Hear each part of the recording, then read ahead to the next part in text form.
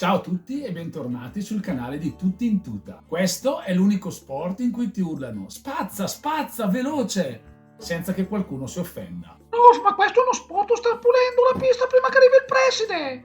Oggi vi porto a scoprire il curling, lo sport più elegante, strano, strategico delle Olimpiadi invernali. Questo tutorial ha lo scopo di dare un'infarinatura generale sul gioco per poterlo seguire facilmente. Mettetevi in tuta e... Gino, posa quella scopa che non serve per pulire la palestra.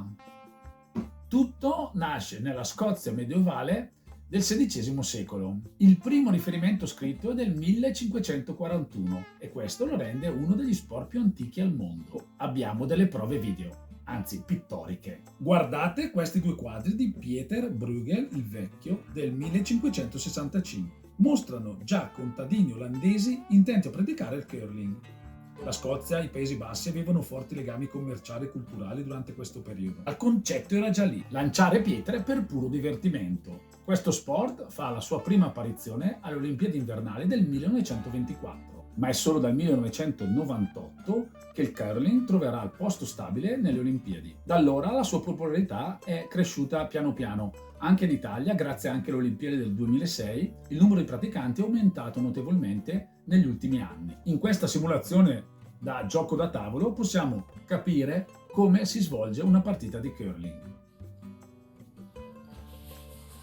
Dai pro, spazza più veloce, veloce! Quali sono i principali attrezzi per giocare a questo sport? La stone, non chiamiamolo solo sasso, è una pietra levigata di circa 20 kg. È composta da granito e quasi tutto il granito olimpico proviene da una piccola isola scozzese. Praticamente gli atleti lanciano pezzetti di tesoro geologico. La scopa, dimenticate quella da cucina.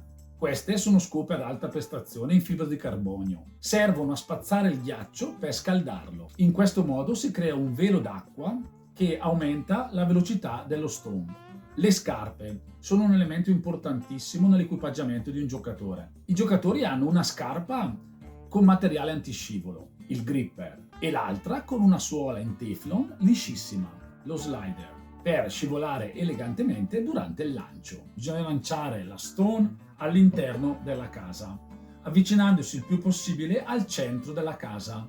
Nelle bocce questo si chiama boccino. Nel curling questo si chiama bottom. Le squadre sono composte da 4 persone e si lanciano per ogni turno 8 pietre a testa. La pista è lunga circa 45 metri e l'obiettivo è mettere gli stone il più possibile vicino al bottone, che è il punto centrale della casa. Ogni squadra ha a disposizione 8 stone e si lancia in maniera alternata, quindi blu, giallo, blu, giallo.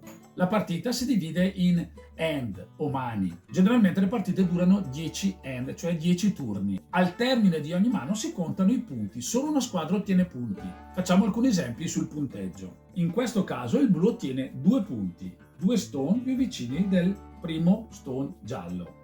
In quest'altro caso il giallo ottiene 1 punto. Ma il bello di questo gioco sono la tattica e la strategia. I giocatori possono effettuare principalmente 3 tipi di tiro. La guardia, ovvero mettere una pietra a protezione della casa, spingere via le stone avversarie con delle bocciate, oppure tirare per fare punto, cioè avvicinarsi più dagli avversari al bottom.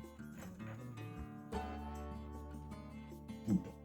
Il nome del gioco deriva dal verbo to curve, che significa curvare.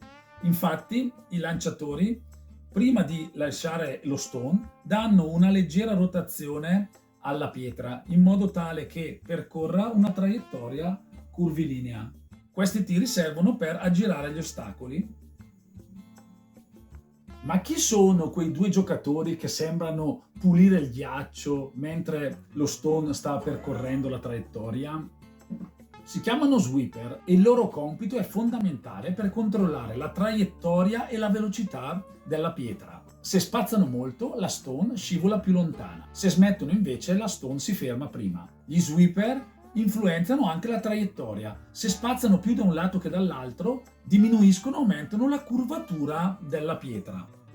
Esiste una regola chiamata la Free Guard Zone, cioè per i primi 5 tiri non si possono bocciare le guardie avversarie. Questa regola aiuta lo sport a essere meno noioso e a non ridursi a una gara di semplici bocciate. E poi c'è il martello, hammer. Che cos'è il martello? Lo so facile, quello per piantare i chiodi.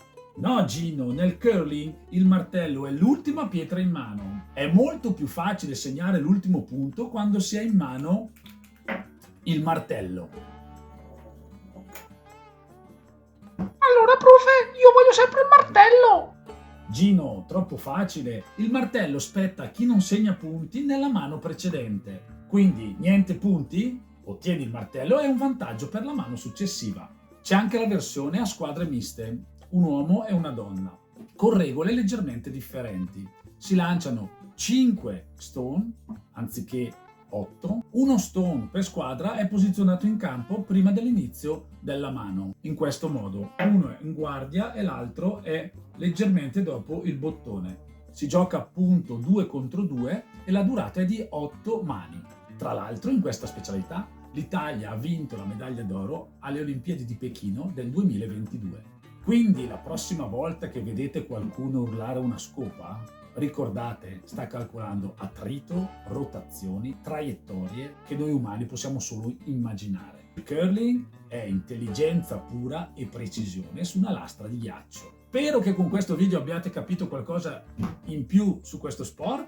Non ci resta che guardarlo in TV, ma soprattutto, se è possibile, andare a provarlo. Nel frattempo io mi accontento di giocarlo così.